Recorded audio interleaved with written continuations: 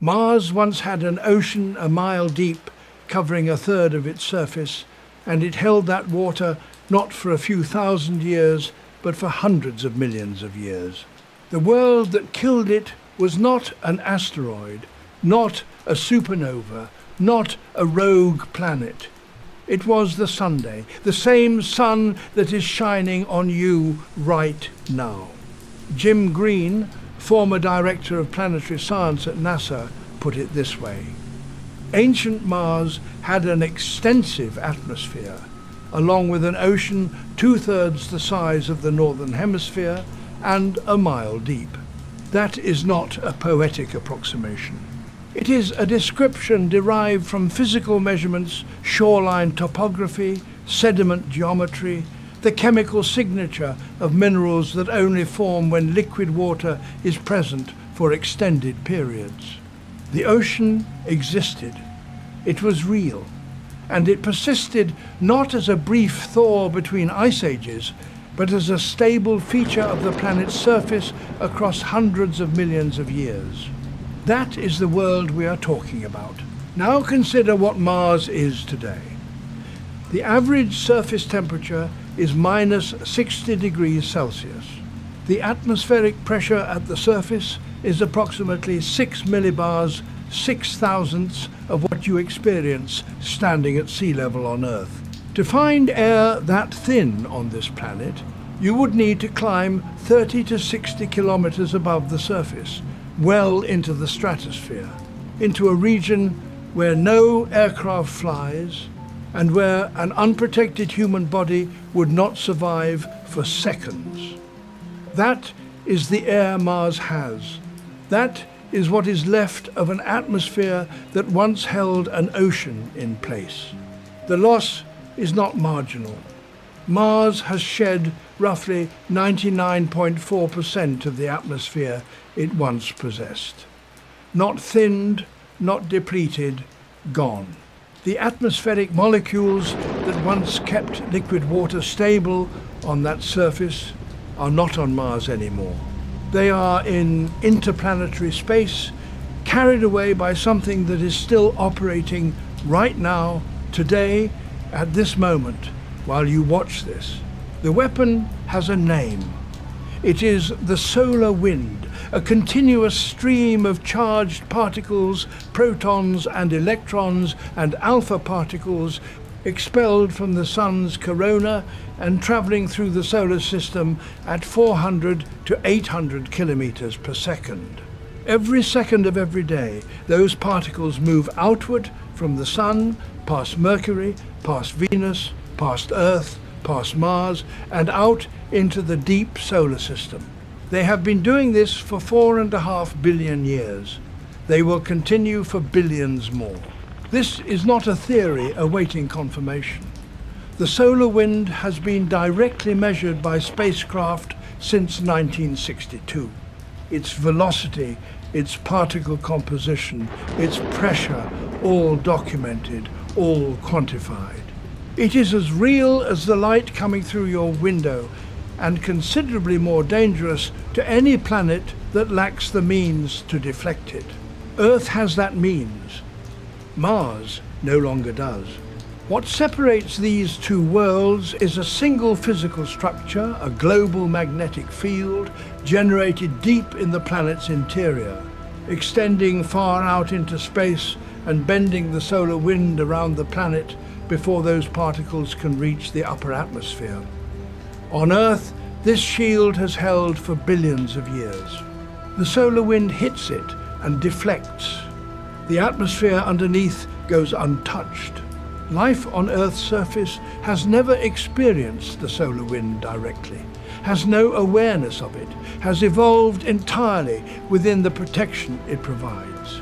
Mars lost that shield, and once it was gone, the solar wind did to Mars's atmosphere exactly what it will do to any unprotected atmosphere, stripped it particle by particle, molecule by molecule, across geological time, until what had been a sky thick enough to hold an ocean became a trace of gas barely sufficient to register on an instrument. That is the thesis of this film. Mars was not always barren. It was a world, a full, wet, complex world, and it was killed by the loss of a single invisible structure whose absence allowed the sun's own output to dismantle it from the top down. The mechanism is understood. The timeline is documented. The evidence is written into the Martian rock in a form that cannot be reinterpreted away. And the process that carried it out, the solar wind stripping an unprotected atmosphere, is not a historical curiosity. It is a measured, ongoing process. MAVEN, the NASA spacecraft that has been orbiting Mars since 2014, measures it directly. The stripping continues today. By the time this film is finished, you will understand exactly how it happened. You will know what Mars looked like when it was alive, what its atmosphere was, how it lost its magnetic shield, and how the young sun, far more violent than the star, it has since become accelerated the destruction in the first billion years after the shield fell. You will understand why the specific timing of that magnetic failure matters enormously, and why scientists are still arguing about it. You will see the moment a NASA control room fell silent, waiting for a radio signal from a spacecraft falling toward Mars at thousands of kilometers per hour, and what that spacecraft found when it arrived. And you will be left with a direct connection to the ground beneath your feet, because the solar wind pressing against Mars right now is the same solar wind pressing against Earth. The shield Earth has is the same kind of shield Mars lost. Whether that shield is permanent, whether Earth's interior will stay hot enough, long enough to keep generating it, is not a question current science can answer with certainty. Mars answers part of it. Mars shows what happens when the answer goes wrong. But before you get to the answer, you need to see what was lost. Because the scale of what Mars once was does not come through in the photographs. The rust-colored plains, the barren craters, the thin haze of a sky that barely qualifies as an atmosphere. Those images describe the aftermath. They do not describe the world. So, Mars had an ocean. It had rivers. It had time. It had everything that, on Earth, preceded 4 billion years of unbroken habitability. What removed it? Look at the southern highlands of Mars. Not through a telescope, through data collected by spacecraft that have been mapping the surface for decades, meter by meter, mineral deposit by mineral deposit. What that data shows is not a hypothesis. It is a landscape shaped by flowing liquid water, and it still carries the shape. The valley networks are the first thing. Thousands of kilometers of them carved into the ancient southern highlands in patterns that have one explanation and one only: river flow, sustained over extended time. Individual channels run 1 to 5 kilometers wide. Some networks extend nearly 1,000 kilometers without interruption, the equivalent of a river system draining a continent. These are not erosion features from wind or ice. The geometry is wrong for that. The branching patterns, the downstream widening, the way tributaries feed into main channels at angles that match terrestrial hydrology, these structures were cut by liquid water, moving under gravity across a surface warm enough to keep it liquid. This happened during the Noachian, between roughly 4.1 and 3.7 billion years ago, and the channels have not been erased because Mars, unlike Earth, has no plate tectonics to resurface its crust. The record is preserved exactly where it was made. The deltas tell a more precise story. At Jezero crater, there is a fan-shaped deposit of sediment at the point where a river once entered a standing body of water. Delta geometry requires two specific conditions: a river carrying sediment and a basin of liquid, sitting still long enough for that sediment to spread and settle in layers at the mouth. You cannot produce a delta with a brief flood. You cannot produce it with groundwater seeping through rock. You need a river flowing into a lake or sea and doing it long enough, thousands to tens of thousands of years at minimum, for the fan to build to the scale observed. Jezero's delta did that. Gale Crater shows the same pattern, which is why both sites were selected for rover landings. The geometry locked in the evidence of standing water before any rover ever arrived. In August 2012, Curiosity descended into Gale Crater. The landing sequence, what NASA called the 7 minutes of terror, was the most complex automated entry ever attempted. A supersonic parachute deployed at high altitude, rockets firing to arrest the fall, then a sky crane lowering the rover on cables to the surface while the rocket stage hovered above. If any single step failed, the mission ended in a crater wall. None failed.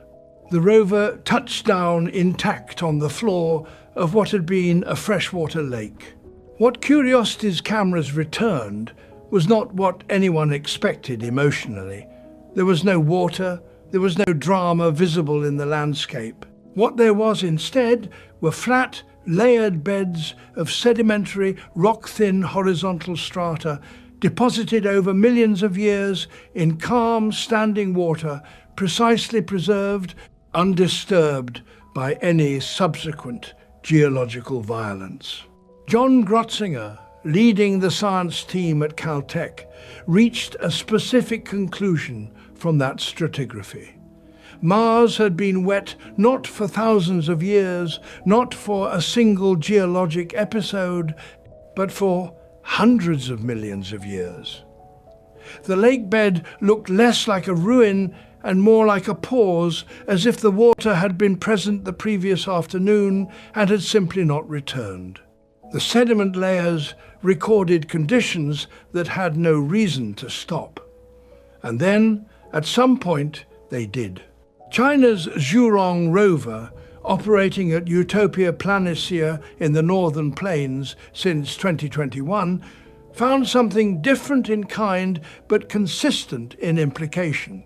Its ground-penetrating radar detected sediment beds tilted at angles between 10 and 15 degrees below horizontal, dipping away from an ancient coastline at depths of 10 to 35 meters. Seaward-dipping strata. This is the signature of a coastal shelf, the geometry produced when sediment accumulates at the margin of a retreating sea. The deposit is not on the surface where erosion could have sculpted it into ambiguous shapes. It is buried, locked underground, preserved beneath later volcanic and aeolian material that covered it billions of years ago. The geometry of a shoreline. Sealed underground, still measurable from orbit and surface. Then there are the minerals. Across the Martian surface, orbital spectrometers and rovers have mapped 3 distinct classes of water-formed chemistry. Phyllosilicates, clay minerals, form only when liquid water reacts with rock under neutral to alkaline conditions over extended periods. You cannot precipitate them quickly or under acidic conditions.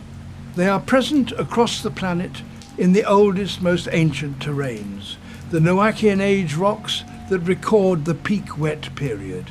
Carbonates form when dissolved carbon dioxide in water precipitates out as calcium or magnesium carbonate.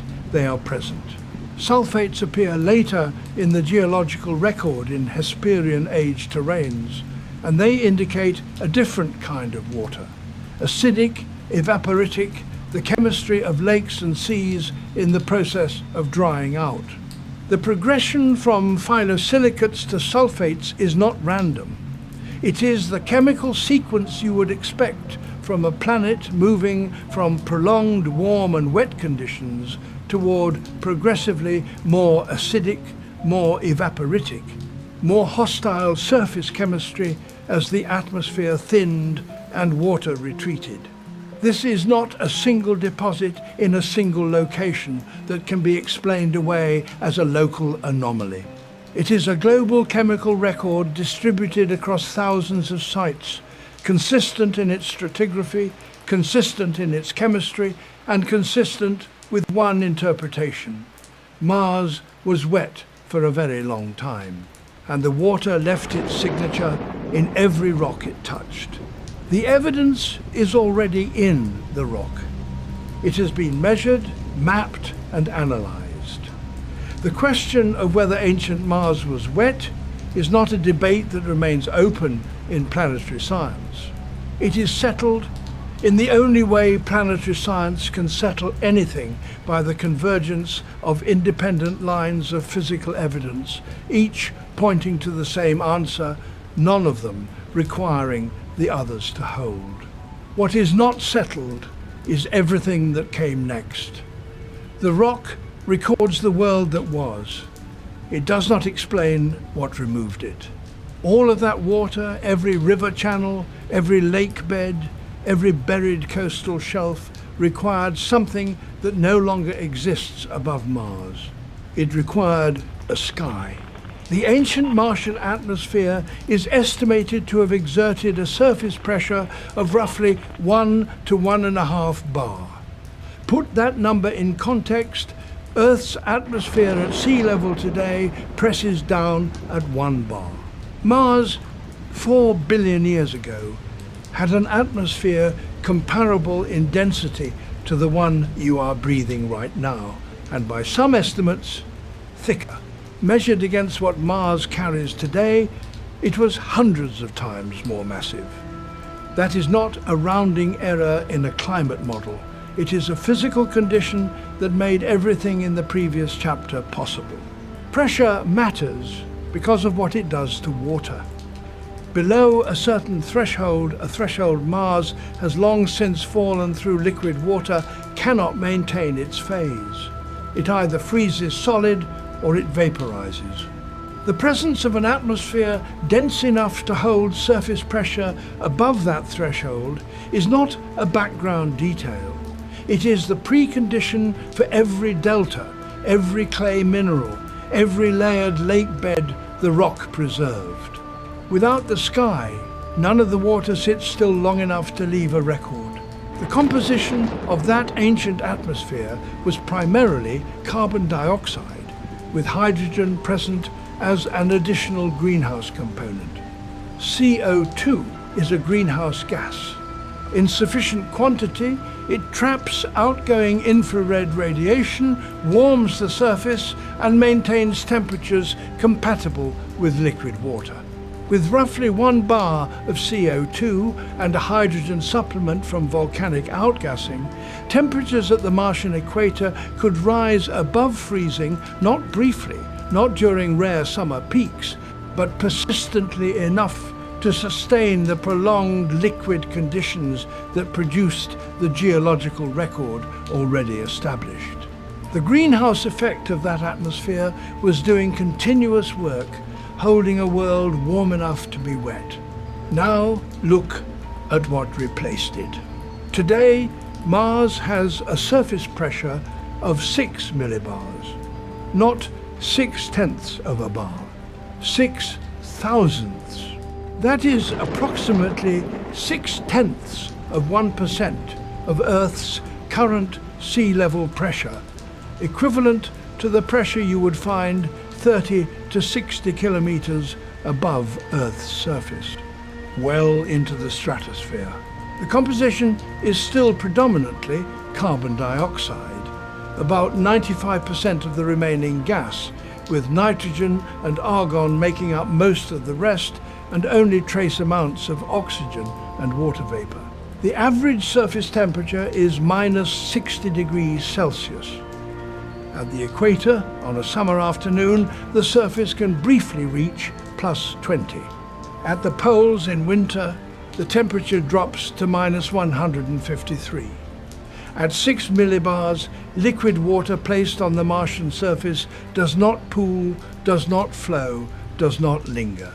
It either freezes instantly or flash evaporates before it can form a droplet. The surface of Mars today is not a place where water is unstable in an interesting way. It is a place where liquid water is physically prohibited. The arithmetic of what happened between then and now is not complicated, from roughly 1 bar to 6 millibars. Approximately 99.4% of the original atmosphere is gone, not thinned. Not redistributed into the crust or the polar caps in quantities that balance the ledger. Gone, stripped into interplanetary space, carried away from Mars permanently, unrecoverable by any natural process operating on the planet today.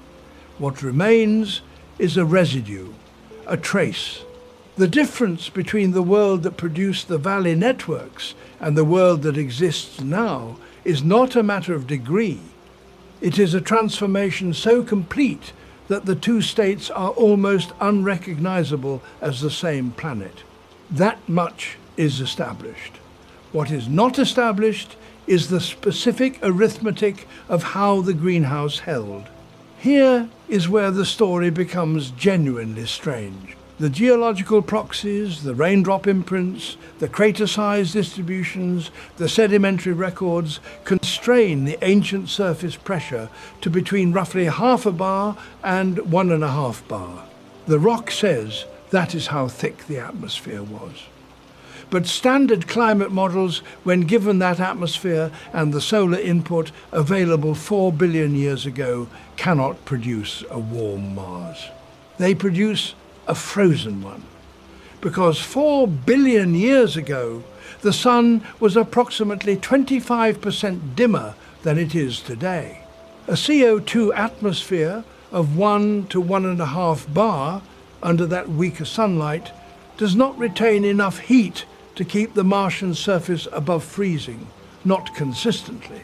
Not enough to carve 1,000 kilometers of river channel or accumulate millions of years of lake sediment.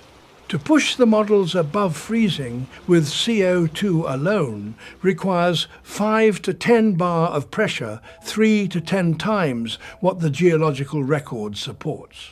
This is the great climate paradox of ancient Mars, and it has no accepted resolution. The two data sets, the physical record in the rock and the outputs of climate simulation, do not agree. They cannot both be fully correct. Something is missing from one side of the equation, possibly both sides. 3 exits exist from this contradiction, and each one creates a new problem.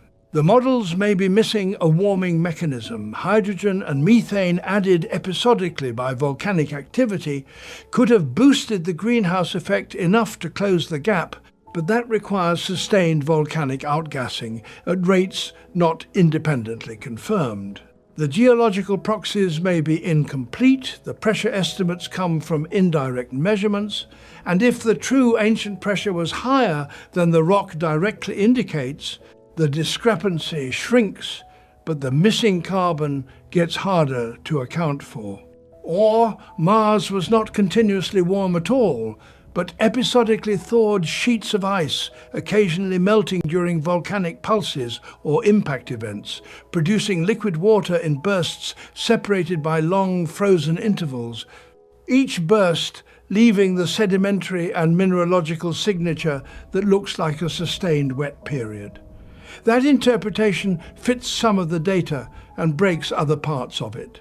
No single solution closes the paradox. This is not a fringe dispute at the edge of the field. Eric Kite at the University of Chicago and Robin Wordsworth at Harvard have independently characterized it as the central unsolved problem in Mars paleoclimate science. The mechanism of loss, how the atmosphere was removed, is understood. What is not understood is precisely what that atmosphere was, because the geological record and the physics of climate refuse to tell the same story. What is certain is the endpoint, 6 millibars. A number so small it is barely a pressure at all. 99.4% of an atmosphere is gone. Something took it and nothing stopped it. The rock does not lie about duration. Mars was wet for hundreds of millions of years, possibly longer. That is not a claim about brief flooding events or transient thaws driven by impacts. It is the conclusion drawn from sediment thickness, mineral sequences, the geometry of deltas that required standing water for millions of years to deposit their layers. John Grotzinger, who led the Curiosity science team through the evidence at Gale Crater, put it plainly. The wet period was long enough that the life question is not speculative. It is an unavoidable logical consequence of the timeline. On Earth, life emerged within the first billion years after liquid water appeared. The oldest confirmed microbial signatures in the terrestrial rock record date to roughly 3.5 billion years ago, and isotopic evidence pushes potential biological activity back further still. The window between liquid water arriving on Earth and life appearing in the fossil record is measured in hundreds of millions of years. Mars had liquid water for a comparable duration. The same ingredient, the same time scale. The parallel is not metaphorical, it is numerical. That parallel has driven 50 years of exploration.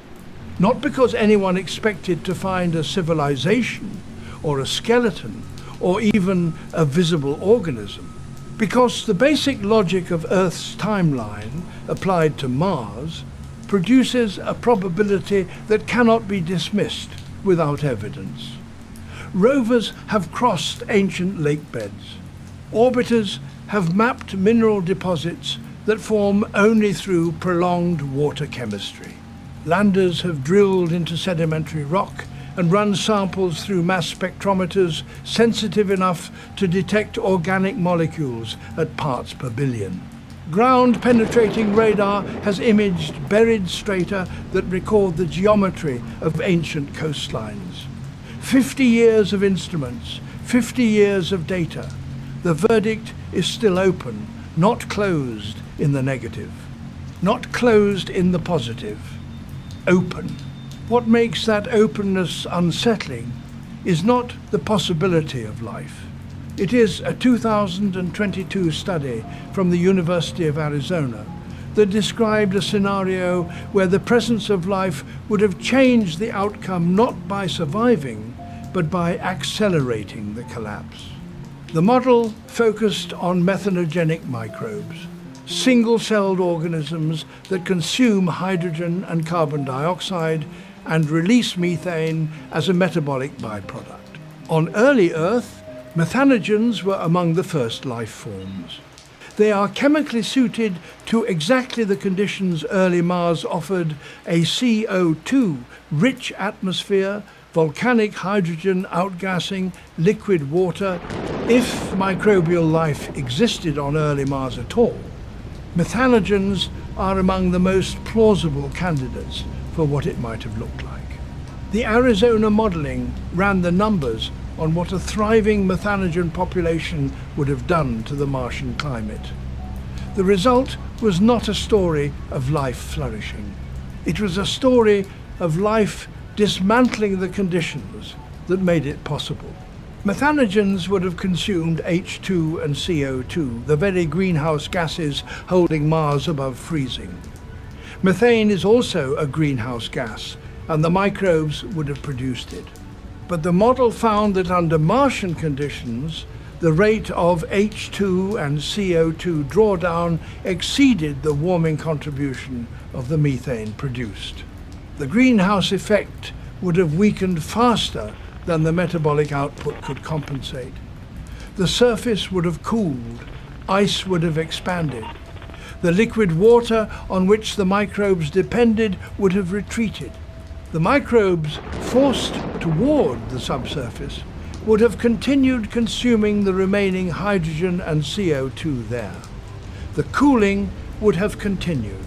The collapse of surface habitability would have been driven, at least in part, by the metabolic success of the organisms living through it. Life engineering its own extinction, not through competition or predation, through chemistry. The caveat must be stated without softening it. This is a theoretical model. There is no confirmed evidence that life ever existed on Mars. No biosignature has been verified. No organic molecule has been identified that could not have been produced abiotically. The model describes what would have happened if methanogenic life was present. It does not establish that it was. The two things are not interchangeable, and treating the model as evidence of past life would be a misreading of what it actually says. But the model does something that pure geology cannot. It introduces the possibility that the biological and the atmospheric are not separate stories, that if life was there, it was not merely a passenger on a dying world, but potentially a participant in the process that killed it. That is a different kind of question than anything a rover can directly answer. Set it down here. Whether life existed on Mars does not change the mechanism of its death. The solar wind stripped the atmosphere. The magnetic field failed. The pressure dropped. The temperature fell. Those events occurred regardless of whether anything was alive to experience them. The physical process does not require a witness. It does not require a victim. It operates on molecules, not organisms. But if something was alive in those oceans during the Noachian, if there were colonies of single-celled organisms in the sediment at the bottom of that northern sea, or in the lake that eventually became Gale Crater, then the slowness of what happened to them carries its own specific weight. The sky above them was being thinned, molecule by molecule, by something they had no sensory apparatus to detect. The water around them would have been receding over timescales longer than the entire duration of complex life on Earth. They would not have experienced it as a catastrophe. There would have been no event. Only the gradual cold, the shrinking pools, the deepening quiet. They would have had no way to know the sky was being taken away. That question, whether they existed at all, remains exactly where it was when the first Mars rover set its wheels on the surface in 1997. Open, unresolved. Waiting for an instrument sensitive enough, or a sample returned to Earth, or a subsurface drill that goes deep enough, the 51st year of looking has not closed it. Neither has the 52nd. What comes next is not the life question. What comes next is the weapon. The sun does not fire a beam. It does not pulse or erupt in the direction of Mars on specific occasions. What it does is continuous, and it has been continuous since the solar system formed. From the corona, the outermost layer of the sun's atmosphere, a stream of charged particles flows outward in every direction, all the time. Protons, electrons, alpha particles, all of them moving between 400 and 800 kilometers per second through interplanetary space. This is the solar wind, not a metaphor for heat or light, not radiation in the conventional sense. A physical stream of matter, charged particles with mass and velocity crossing hundreds of millions of kilometers and arriving at every planet in the solar system every second of every day. At Earth, you never feel it. You never will. The planet's magnetic field, generated by convection in the liquid iron outer core, extends tens of thousands of kilometers into space, forming a cavity that deflects the solar wind around the planet before it ever reaches the upper atmosphere. The particles curve around Earth like water diverted by a hull. The upper atmosphere never sees them. Life on the surface has no awareness of the stream passing overhead. It is invisible and, for any planet carrying a magnetic shield, effectively harmless. On a planet without that shield, it is neither. Maven confirmed 3 distinct mechanisms by which an unprotected atmosphere is dismantled. The first is ion escape. The solar wind carries its own magnetic field, and as it flows past an unshielded planet, its electric field reaches into the upper atmosphere. There it finds ions' atmospheric molecules stripped of an electron by solar ultraviolet radiation, giving them a net charge. The solar wind's electric field grabs those ions and accelerates them down the magnetic tail that trails behind the planet on the side opposite the Sun, a long, stretched region of low-pressure space. The ions travel that path and keep going. Once they exit the planet's gravity well, they are gone. They do not fall back. They continue outward into interplanetary space, carried by the same wind that launched them. The second mechanism is atmospheric sputtering, and it is the most direct. As the solar wind flows through the upper atmosphere, incoming particles collide with neutral atmospheric molecules and transfer their momentum, knocking those neutral atoms clean out of the atmosphere in impacts that look, at the molecular scale, like billiard balls colliding. Maven's instruments observed this process directly, and the results were published in Science Advances in 2024. Not inferred from models, directly observed. The instrument detected energetic pickup ions, atmospheric particles that had been ionized, accelerated by the solar wind, and then redirected back into the atmosphere at high velocity and measured the neutral atoms ejected upon impact. The physics is simple. The consequences, accumulated over billions of years, are not. The third mechanism is photochemical escape. This one does not require charged particle collisions at all. Ultraviolet and X-ray radiation from the Sun carry enough energy to break the chemical bonds in atmospheric molecules, splitting CO2 into carbon monoxide and oxygen, splitting water into hydrogen and oxygen. The resulting atoms are lighter than their parent molecules. Lighter atoms move faster at a given temperature, and some of them, particularly hydrogen and lighter oxygen atoms near the top of the atmosphere, move fast enough to exceed the planet's escape velocity. They simply leave, no collision required. The Sun's light alone provides enough energy to bleed away the smallest, most mobile components of an unshielded atmosphere, one photodissociation event at a time. 3 mechanisms, all of them operating simultaneously, all of them slow in isolation. That slowness is important to understand correctly. Maven's current measurement of total atmospheric loss at Mars is approximately 100 grams per second, roughly 3,100 tons per Earth year. That number sounds almost incidental. The planet is not exploding, there is no visible event, the atmosphere is not visibly changing, the loss is a leak, not a blast. But the Sun was not always what it is today. In the early solar system, the young Sun rotated faster. It was more magnetically active. Its output of ultraviolet and X-ray radiation was dramatically higher than the present value.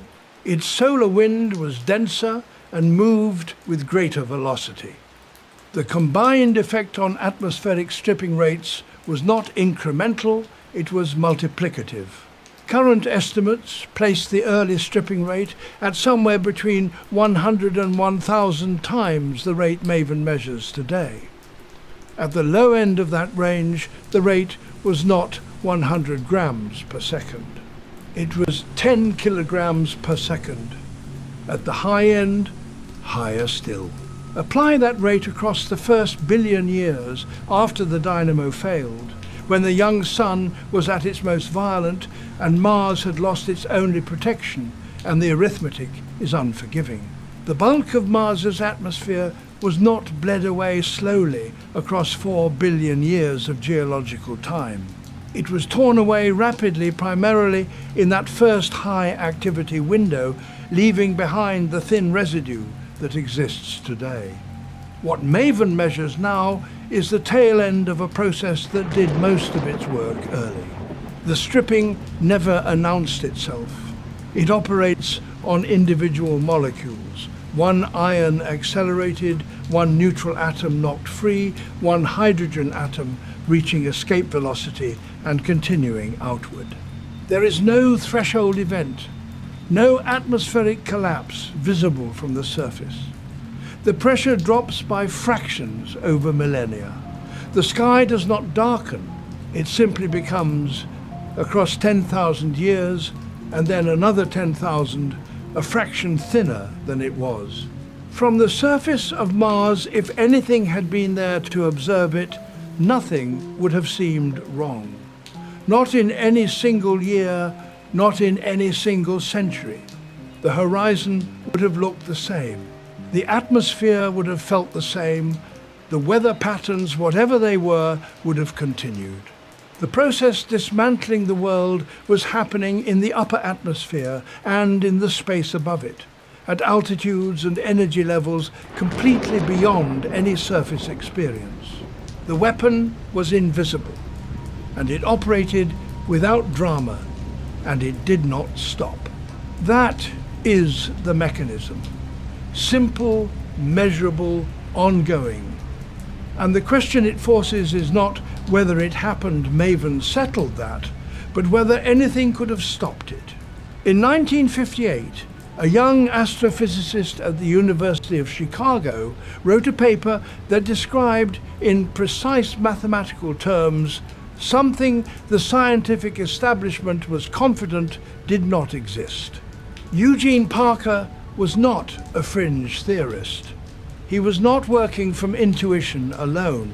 He had done the calculations, followed the physics of the sun's corona to their logical conclusion, and arrived at a result that the data would eventually confirm in every detail.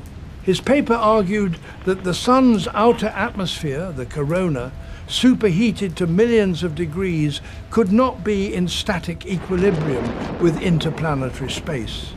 The pressure differential was too large. The only physical solution was a continuous outward flow. The corona had to be streaming matter into space at supersonic velocities, constantly, in all directions. Parker called it the solar wind. The reviewers did not engage with the mathematics. They dismissed the premise. One told him to go read up on the subject before trying to publish. Another suggested he take his theory to the astronomy library and learn why it was nonsense. These were not careful critiques of specific calculations. They were expressions of institutional certainty. The field knew what the space between planets contained, which was essentially nothing, and a young researcher from Chicago had no business proposing otherwise. Parker submitted anyway. The paper was published in the Astrophysical Journal in 1958, partly through the intervention of the journal's editor, Subramanian Chandrasekhar, who looked at the mathematics and found nothing wrong with them. The paper appeared, the establishment ignored it. 4 years later, the argument was settled by a spacecraft. NASA's Mariner 2, launched in August 1962, bound for Venus. It was the first interplanetary mission to reach another planet, and it carried an instrument designed to measure the charged particle environment in interplanetary space. As Mariner 2 travelled outward from Earth and then past Venus, the instrument did not record empty space. It recorded a continuous stream of charged particles flowing outward from the Sun, protons and electrons moving at exactly the velocities Parker's theory had predicted, not approximately. Not in the right order of magnitude, the measured velocities matched the predictions. Parker had been right. The reviewers had been wrong. The solar wind was real, it was constant, and it had been blowing through the solar system since the Sun ignited. The scientific community absorbed this without drama. The solar wind became, within a few years, a standard feature of heliophysics. Parker's name attached to the discovery. The episode receded into the history of science as a cautionary note about premature dismissal, the kind of story that gets cited in graduate seminars when a professor wants to make a point about peer review. But the weight of what Parker had actually described took decades longer to become clear.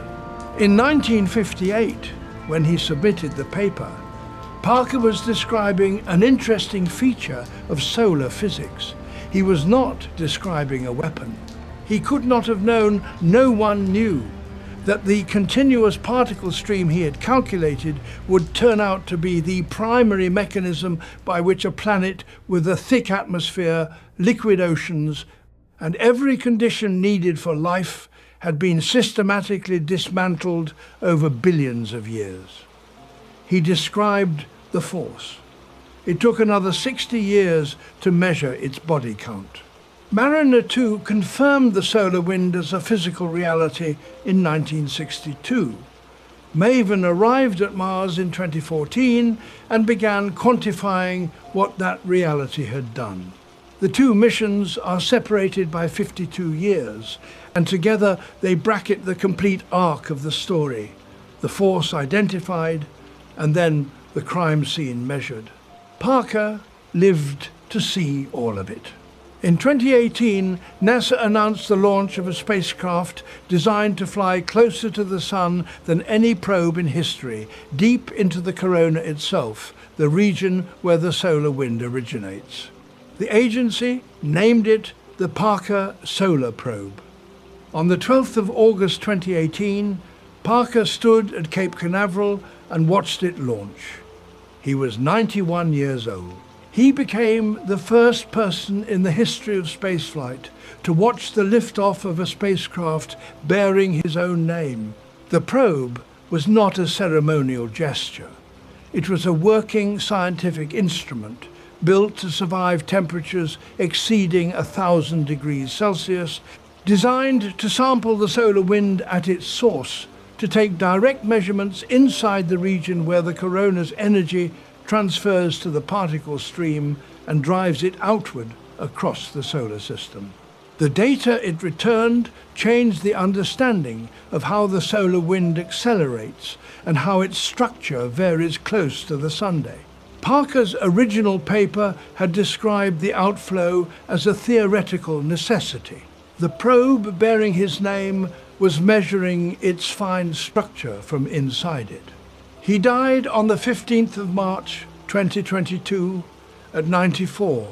By then, the force he had named had been confirmed not just as a feature of heliophysics, but as the documented mechanism of a planetary catastrophe. Maven had been in orbit at Mars for 8 years. Its measurements had established, without ambiguity, that the solar wind was continuously removing atmosphere from an unshielded planet at approximately 100 grams per second, and that this same process, operating at rates 100 to 1,000 times higher during the early solar system, had stripped away the bulk of the atmosphere that once held a northern ocean in place and kept liquid water stable across hundreds of millions of years of Martian history. The man told his theory was nonsense in 1958 lived long enough to watch it become the answer to one of the central questions in planetary science. Not a background curiosity. The answer, the mechanism by which an ocean world became a desert world. The force that killed Mars was the force Parker described in a paper 2 reviewers told him to retract 64 years before the evidence made the connection undeniable. There is a particular weight to that timeline. Parker did not set out to explain the death of a planet. He set out to describe what the corona does with its excess energy. The connection to Mars was not visible from where he stood in 1958. It took spacecraft and decades, and instruments that did not yet exist when he wrote the paper, to trace the line from his equations to the dry basin of a northern ocean that stopped existing 3 billion years ago. He got to see that line drawn. That is not nothing. Parker described the force. Now we need to understand what was supposed to stop it and why on Mars nothing did. The evidence that Mars once had a global magnetic field is not buried in simulation outputs or inferred from theoretical models. It is physically present in the rock. In the ancient southern highlands of Mars, the crust carries stripes of alternating magnetic polarity bands, where the rock is magnetized in one direction, then the opposite, then back again, laid down across hundreds of kilometers in a pattern that planetary scientists recognized immediately. They had seen it before. On Earth, the same pattern runs along the ocean floors, recorded in basalt that cooled on either side of mid-ocean ridges as the seafloor spread apart over millions of years. Each time Earth's magnetic field reversed polarity, new rock forming at the ridge captured the new orientation. The result is a striped record of every reversal frozen into the crust. That pattern, that specific alternating stripe structure, is what Mars Global Surveyor found in the southern highlands. The implication was immediate. Mars had a global magnetic field, active long enough to reverse multiple times, that magnetized the crust before it shut down. The stripes are fossils. They are the only physical record that a dynamo ever ran inside that planet. The discovery was not planned. In 1999, Mars Global Surveyor was in the middle of a routine aerobraking campaign, a deliberate maneuver in which a spacecraft repeatedly skims through the top of a planet's atmosphere to bleed off velocity, gradually lowering its orbit without burning large amounts of propellant. Aerobraking is an engineering technique. It has nothing to do with magnetic field science. But on one of those passes, the spacecraft dipped lower than intended, and the onboard magnetometer began registering something the mission team had not anticipated: strong, localized magnetic anomalies in the crust below. Not a diffuse global field that had already been established as absent, but sharp, structured bands of magnetism alternating in polarity across the southern highlands. Nobody had sent Global Surveyor to look for this. The finding arrived as a byproduct of an orbital correction maneuver. A spacecraft designed to photograph the surface and map its topography had just stumbled onto proof that Mars once had a dynamo. That dynamo worked the same way Earth's does. Deep inside the planet, a liquid iron core, heated by the decay of radioactive elements and by the residual energy of planetary formation, underwent convection. Hot material rose, cooler material sank, and the movement of electrically conductive liquid iron through its own magnetic field generated and sustained a global magnetic dipole. The field extended outward into space, creating a magnetosphere that deflected the solar wind around the planet. For a period early in Mars's history, the shield was up. The solar wind hit the magnetosphere, bent around it, and moved on. The atmosphere sat beneath that protection, undisturbed. Then the core cooled. This is where the size of the planet becomes the determining fact. Mars has a radius roughly 53% of Earth's. Its mass is about 1/10 of Earth's. A smaller object has a larger ratio of surface area to volume, the same reason a small cup of coffee goes cold faster than a large one. Mars was radiating its internal heat into space more efficiently than Earth, simply because it had less interior volume relative to the surface through which that heat could escape. The Martian core cooled faster. As it did, the temperature gradient driving convection weakened. The churning motion that sustained the dynamo slowed. At some point, contested in its precise timing, as the previous chapter established, but certain in its occurrence, convection in the liquid iron core dropped below the threshold needed to sustain the dynamo. The field weakened. Then it stopped. No convection, no dynamo, no magnetosphere. The sequence is that simple and that irreversible. Earth avoided this because it is larger, twice the radius, 10 times the mass. Its interior has been cooling for the same 4.5 billion years, but there is simply more heat stored in a larger volume, and it escapes more slowly. Earth's liquid outer core is still convecting. The dynamo is still running. The magnetosphere still deflects the solar wind around the planet. The reason is not a difference in composition, not a difference in how the two planets formed, not a matter of circumstance or position in the solar system. It is a direct consequence of size. Mars was too small to stay warm long enough. What this means in practice is that once the dynamo stopped, the shield did not weaken gradually. Like a battery running down, it was gone. The magnetic field that had been deflecting the solar wind simply ceased to exist as a global structure. The remaining crustal magnetism in the southern highlands, those stripes that Global Surveyor found by accident, was far too weak and too patchy to offer any meaningful protection.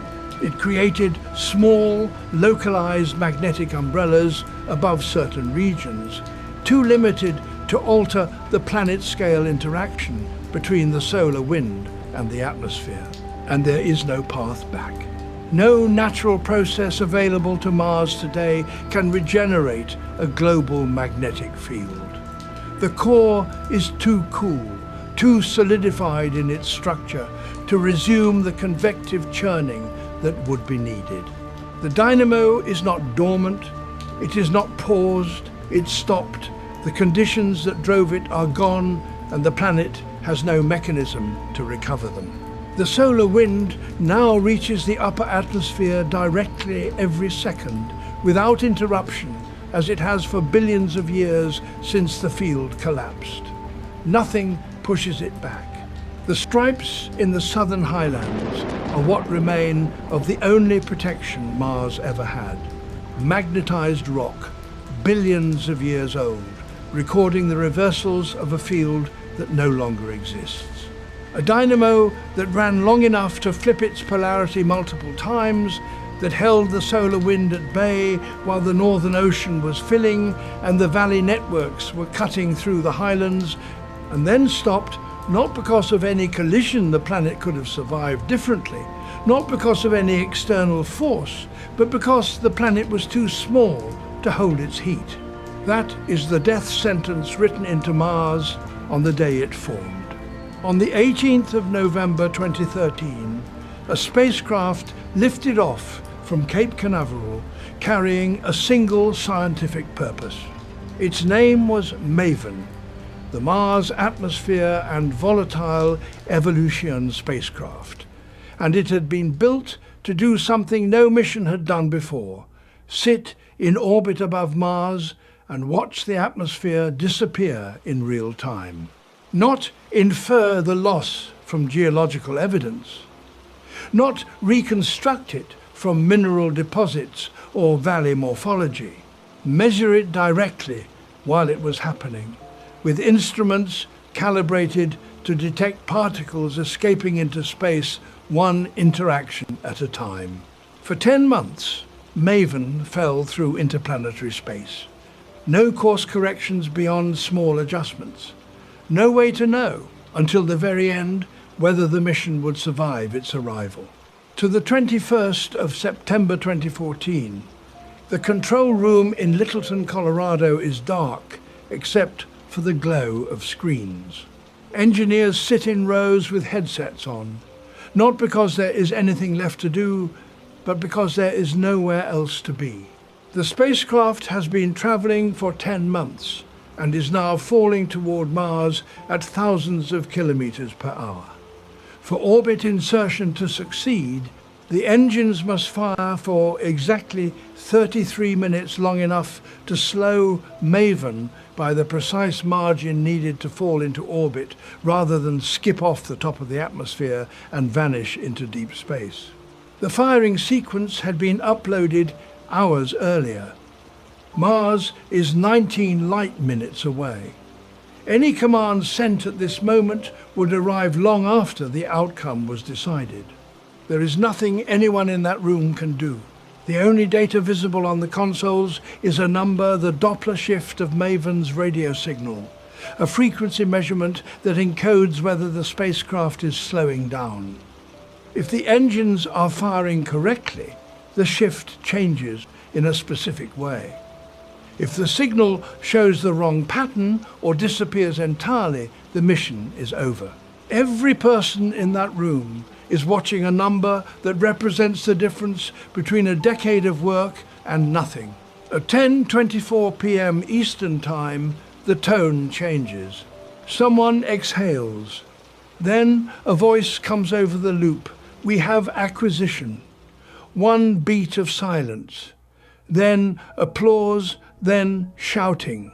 People who have spent years building this spacecraft are hugging strangers across adjacent consoles. Bruce Jakosky, the mission's principal investigator at the University of Colorado Boulder, has spent more than a decade getting to this moment. MAVEN was his project. The question it was built to answer was his question. And the spacecraft was now in orbit, its instruments alive, its sensors pointed at a planet that had been waiting 4 billion years to be read. What MAVEN found over the months and years that followed was this. The solar wind is currently stripping approximately 100 grams of atmosphere from Mars every second. 100 grams. Less than a can of soda. The number sounds almost harmless until you apply the arithmetic. 100 grams per second is roughly 150 tons per Earth year. Multiply that across 1 billion years and you have a number large enough to account for a significant portion of a dense atmosphere. Now recall what the previous sections of this story established. In the early solar system, the Sun was far more active than it is today. The stripping rate during that high-energy epoch was not 100 grams per second. It was tens of kilograms per second, 100 to 1,000 times higher. The bulk of Mars's atmosphere did not bleed away slowly over geological time. It was ripped away rapidly in the first 1 billion years after the dynamo died, when the young Sun was at its most violent and the upper atmosphere had no magnetic shield between it and the full force of the solar wind. Jakosky described what MAVEN was measuring with a precision that has nothing dramatic about it and nothing reassuring. Like the theft of a few coins from a cash register every day, he said, the loss becomes significant over time. That framing is exactly right, and it is more unsettling than any more dramatic description would be. The solar wind did not explode Mars's atmosphere. It stole it quietly, continuously, one coin at a time for billions of years, until the register was nearly empty.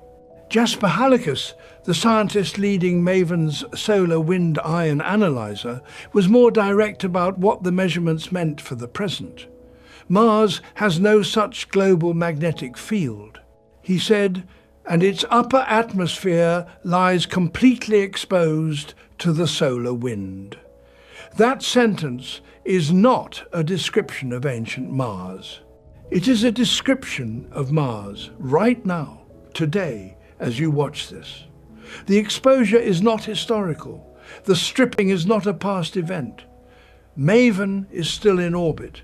The solar wind is still hitting the upper atmosphere. The loss continues at 100 grams per second every second without pause. In March 2017, NASA published a summary of Maven's findings. The conclusion was unambiguous. Cumulative atmospheric loss over billions of years weighted heavily toward the early high-activity period of the young Sun, accounts for the majority of the atmosphere that once kept liquid water stable on the Martian surface. The question that had existed since the first Mars missions, where did the atmosphere go, had an answer. Not a hypothesis, not a model output, a measured, ongoing process, confirmed by direct observation of particles escaping into interplanetary space, consistent with the physical mechanism that the solar wind stripping theory had always predicted. Maven did not merely confirm a theory. It measured an ongoing process and traced it back through time to a verdict. The catastrophic phase is over. The bulk of the loss happened in the first 1 to 2 billion years after the dynamo stopped. What remains of Mars's atmosphere, 6 millibars, less than 1% of Earth's, is not in freefall, but it is still being taken.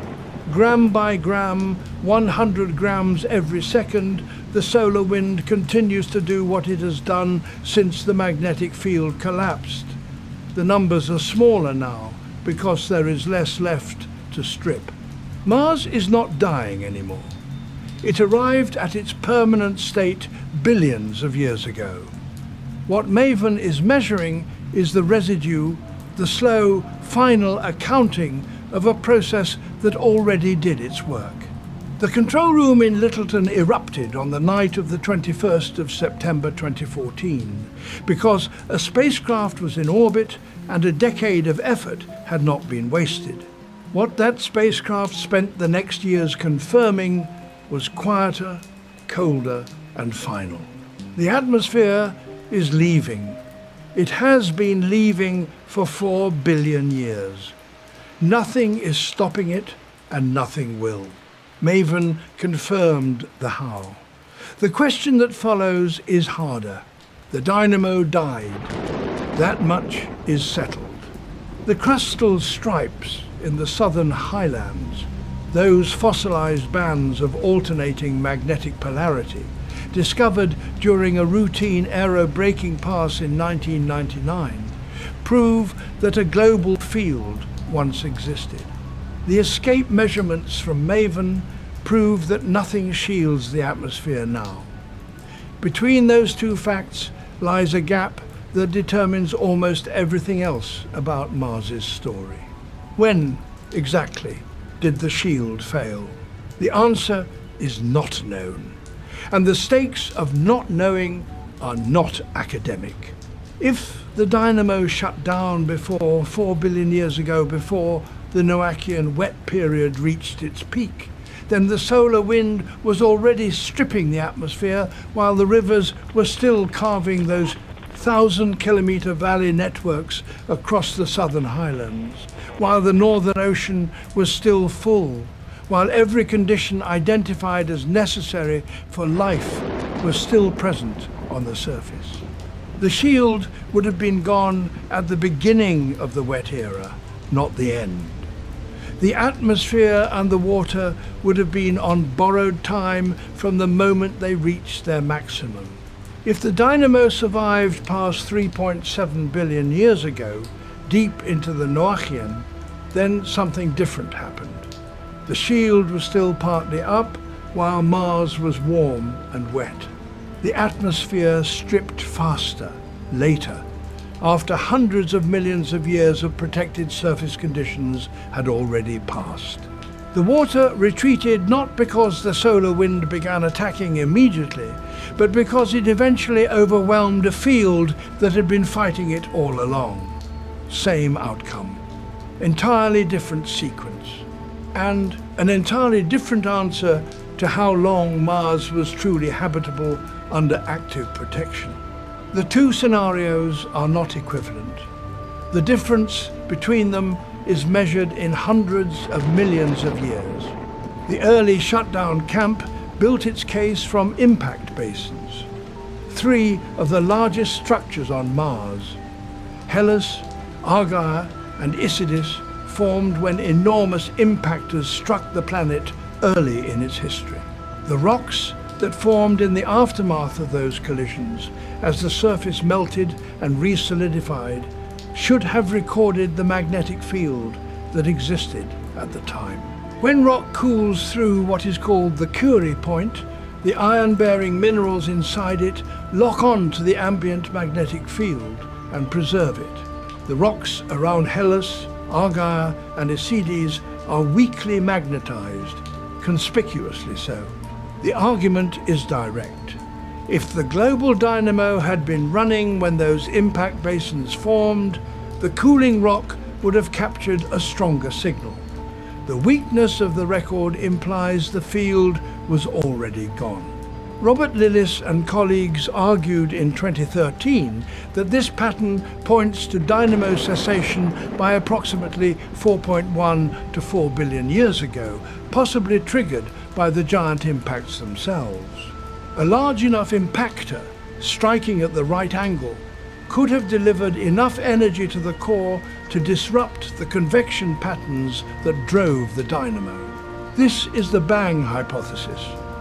The field did not fade, it was hit. Then, in 2024, a modelling study published in Nature Communications complicated that reading. The weak magnetization in the basin rocks does not necessarily mean the dynamo was dead when they formed. It could mean the dynamo was reversing.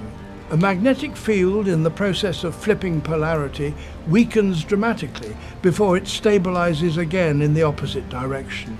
The record from Earth's own seafloor confirms this repeatedly. Rocks that cool during a reversal record a faint, ambiguous signal that is indistinguishable in the geological record from rocks that cooled with no field at all. If Mars's dynamo was undergoing frequent reversals during the period when those impact basins formed, the weak magnetization in their rocks would look identical to the early shutdown scenario, while the dynamo itself was still running. This interpretation pushes viable dynamo activity past 3.7 billion years ago. The field may have still been operating intermittently and chaotically well into the period when Mars was at its wettest. The Whymper alternative runs parallel to both. Not a giant impact, not a sudden reversal cascade, just a planet cooling from the inside, convection in the liquid iron core weakening degree by degree until the circulation that sustained the dynamo could no longer sustain itself. No explosion, no disruption. The engine simply ran down. The geological record cannot cleanly distinguish between a dynamo killed by catastrophic impact and one that faded through gradual thermal loss. Both mechanisms leave the same absence where a field used to be. In 2025, data from NASA's InSight lander introduced a third possibility that neither Bang nor Whimper fully anticipated.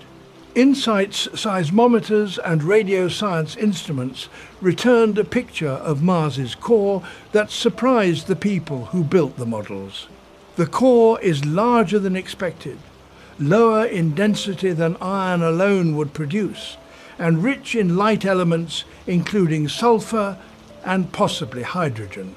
New simulations suggested that hydrogen dissolved in the liquid core could have altered the thermodynamic conditions driving convection. Hydrogen changes the melting point of iron alloys. Under certain compositions, it could suppress the buoyancy-driven flow that a dynamo requires. The field may have died not primarily from an impact and not primarily from thermal cooling, but from a chemical environment in the core that made sustained convection impossible far earlier than the size of Mars alone would predict. These models are new. They have not been tested against the full range of available constraints, but they do not disappear simply because they are new. They introduce a compositional variable that the older frameworks never fully accounted for. 3 hypotheses, no consensus, each one implying a different sequence of events for everything the earlier sections of this story established as settled. The Bang scenario puts the solar wind in contact with an unprotected atmosphere at the very beginning of the Noachian wet period, possibly before the valley networks reached maximum extent. Possibly before liquid water had been present long enough for anything to use it. The late shutdown scenario leaves the field active through the warmest and wettest phase, making the atmospheric loss a later and faster catastrophe that followed a prolonged period of genuine protection. The chemical suppression scenario opens the possibility of an even earlier failure, independent of impact history, determined not by what hit the planet, but by what the planet was made of from the start.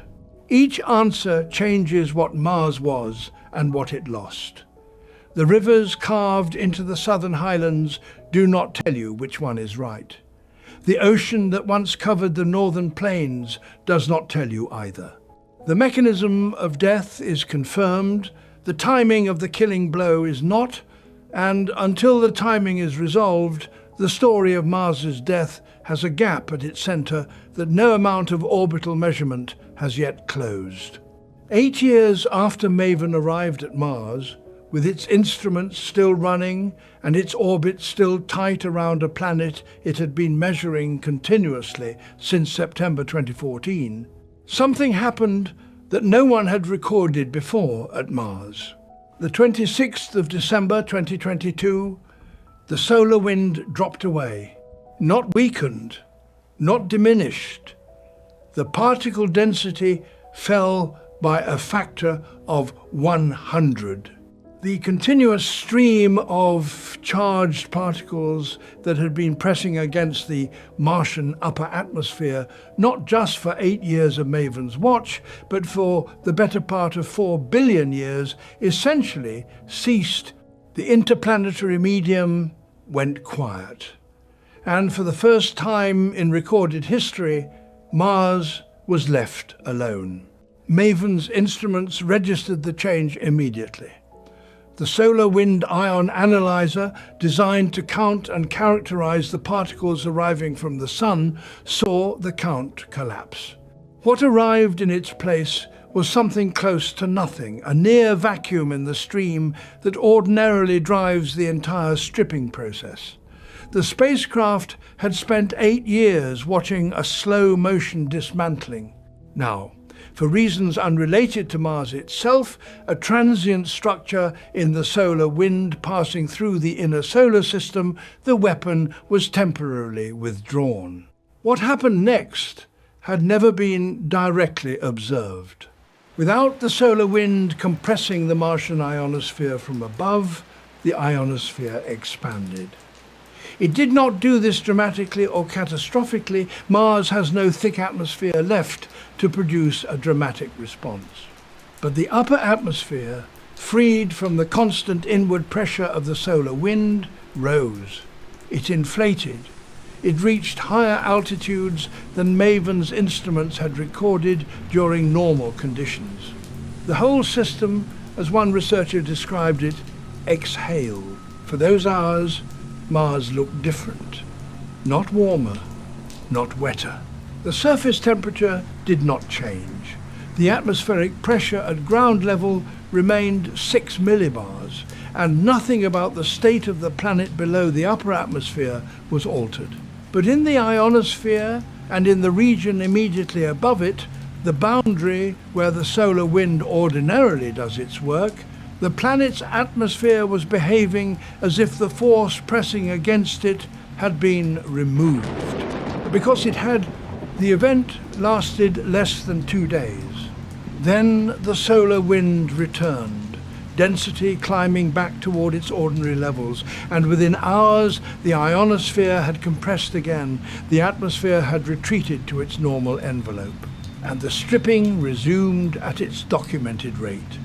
Whatever had caused the quiet period in the solar wind, a transient rarefaction region, a gap between solar structures, it passed. Mars was back to its permanent condition. The brief window closed. But the scientific value of what MAVEN recorded during those hours was not sentimental.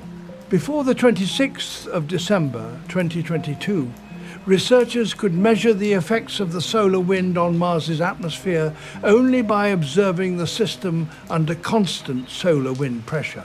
They had no baseline. Every measurement was taken under the same conditions, the atmosphere perpetually compressed, the ionosphere perpetually pushed inward, the escape rates measured against a background that never went away. To understand how much the solar wind was compressing and stripping the atmosphere, you needed to know what the atmosphere would look like without it, and you had no way to produce that condition experimentally. The disappearance provided it. Not by design, not through any instrument command, but because the sun briefly sent nothing. By comparing the expanded ionosphere during the quiet period against its normal compressed state, MAVEN's team could directly calculate the magnitude of the solar wind's ordinary effect. The difference between the two states, inflated and compressed, quantified what the solar wind was doing on every ordinary day. The absence of the weapon made the weapon's effect measurable in a way that years of normal observations could not. A single anomalous event can contain more information than years of steady-state data. The system had been in one condition for so long that its other possible condition was inaccessible. For 46 hours, the other condition appeared.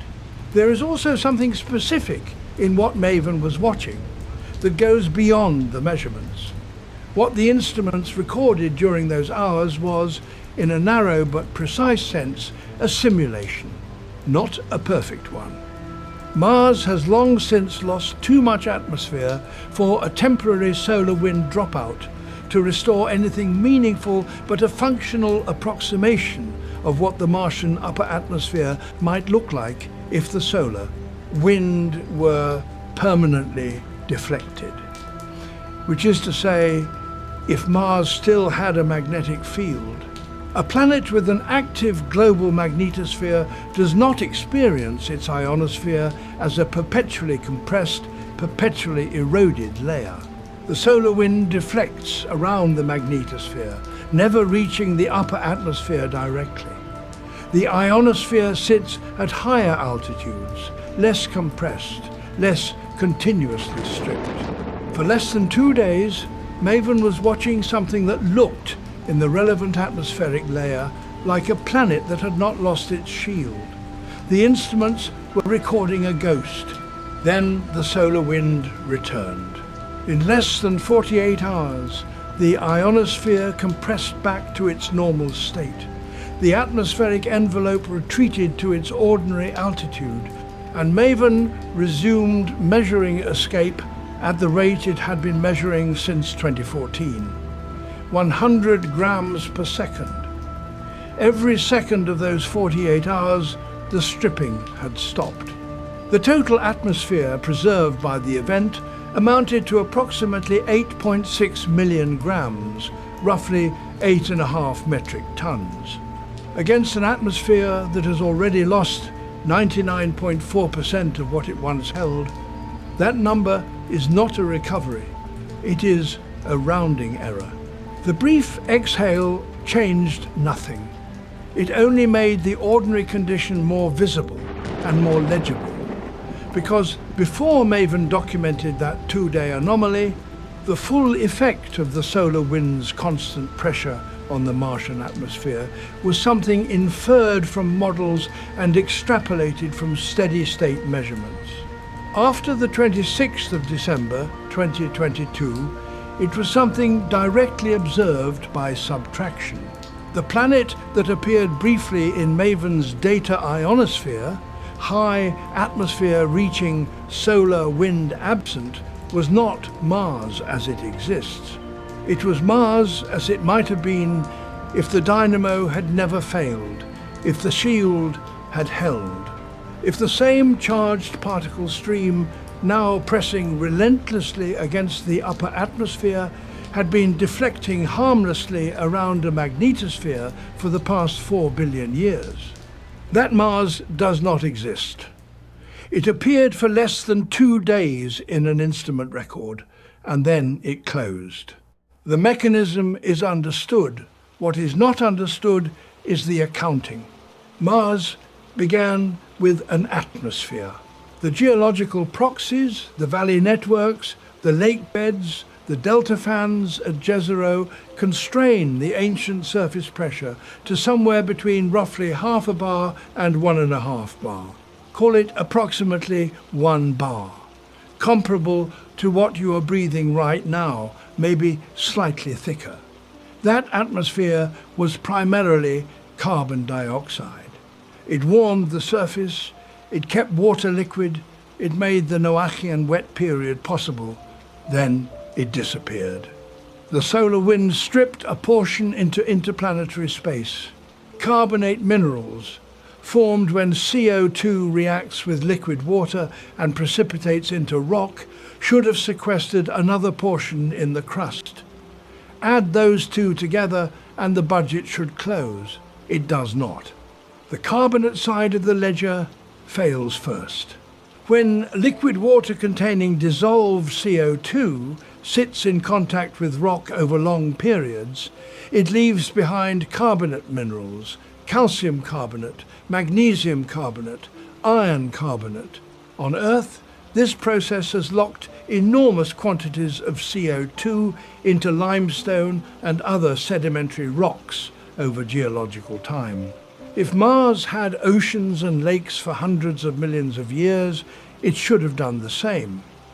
The crust should hold a record of that sequestration in the form of widespread carbonate deposits. It does not.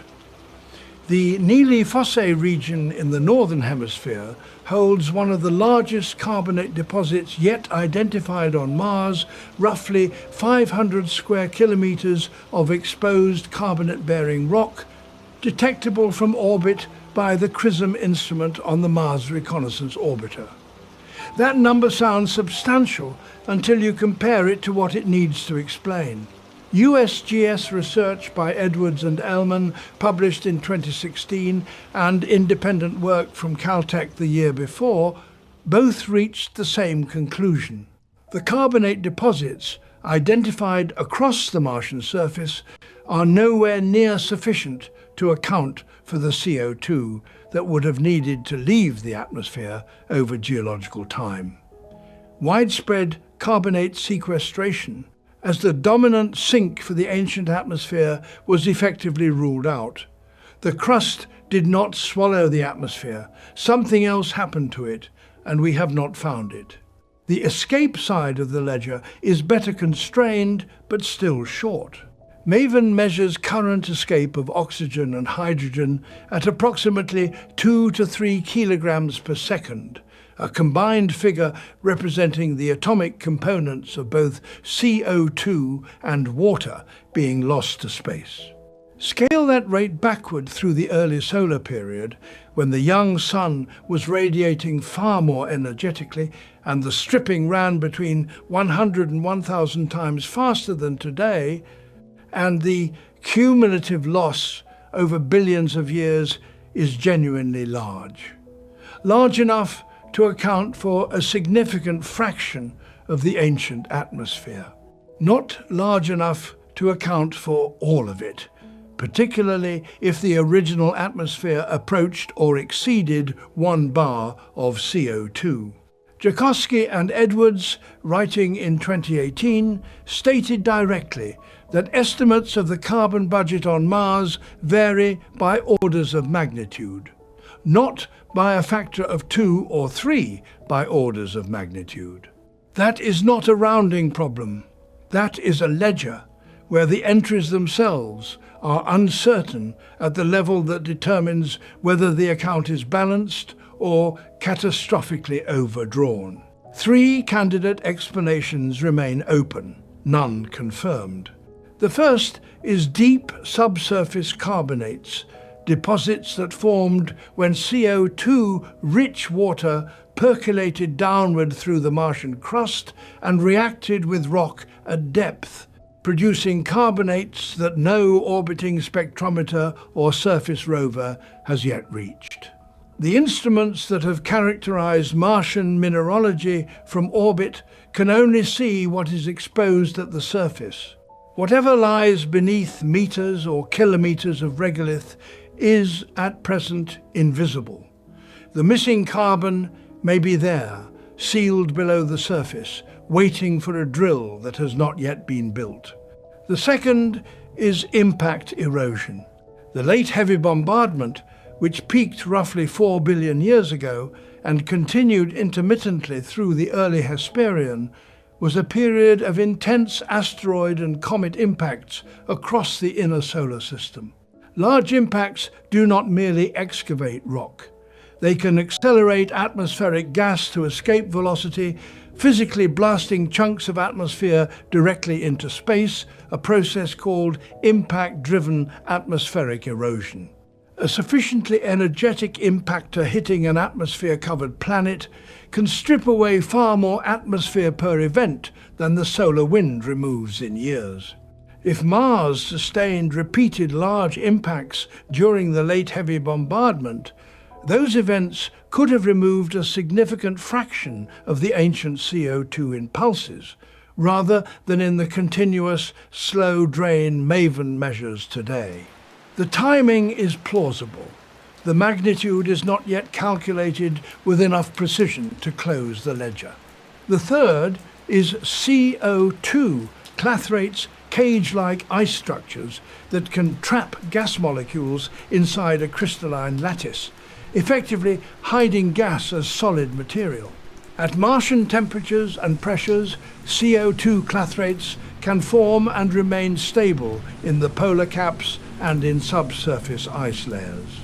If a substantial fraction of the ancient atmospheric CO2 was progressively trapped in clathrate structures as temperatures fell and the atmosphere thinned, that carbon could be sequestered in a form that does not appear as carbonate rock and does not register as atmospheric gas.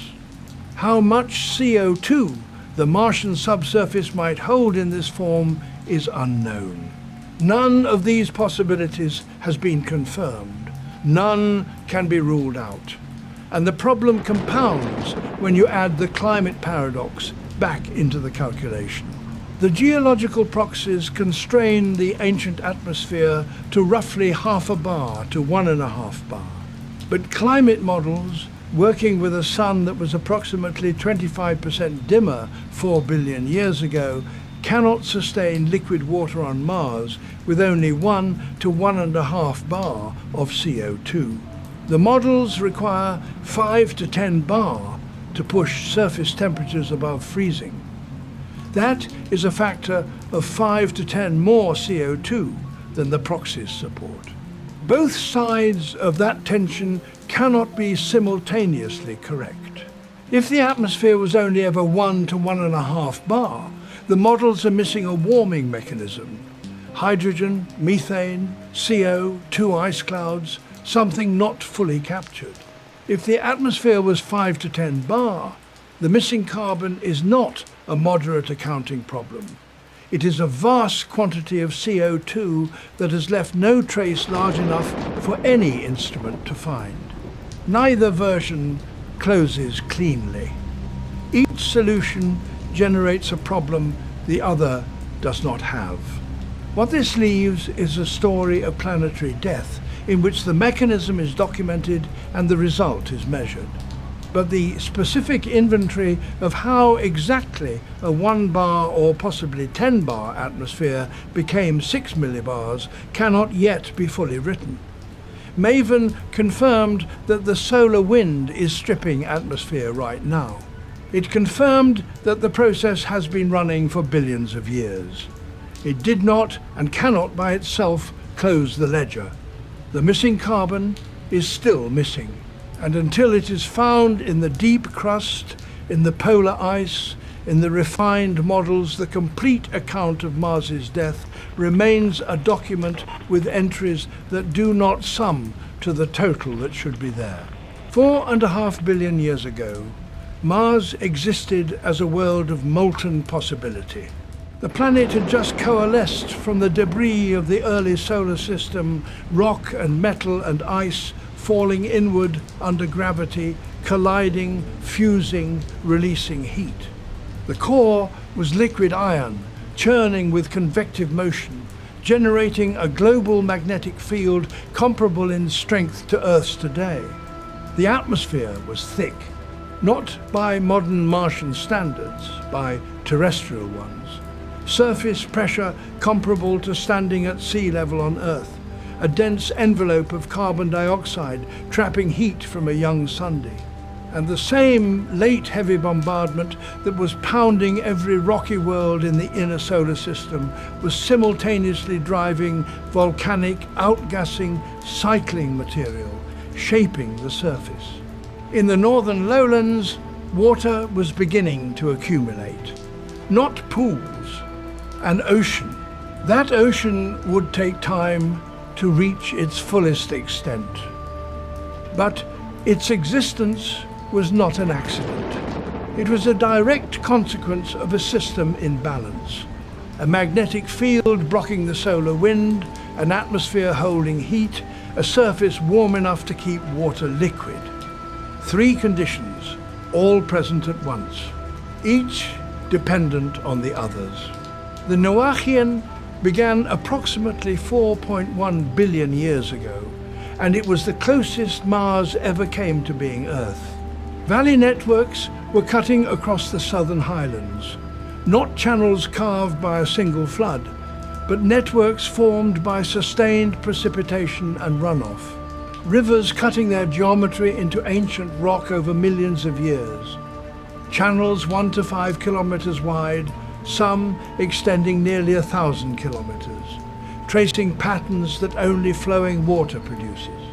At their mouths, where rivers met the Northern Ocean and standing lakes, deltas were building sediment fans, accumulating layer by layer in quiet standing water.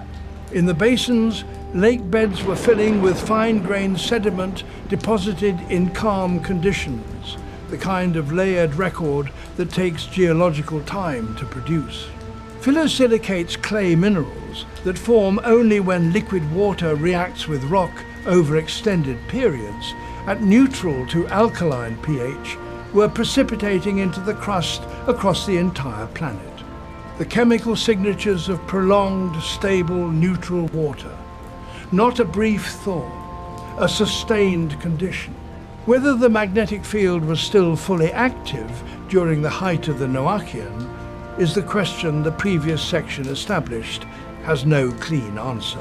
The dynamo may have been running, slowing, reversing, or already fading. What is certain is that by approximately 4 to 3.8 billion years ago, it was gone. Not weakened, gone. The global field collapsed and did not return.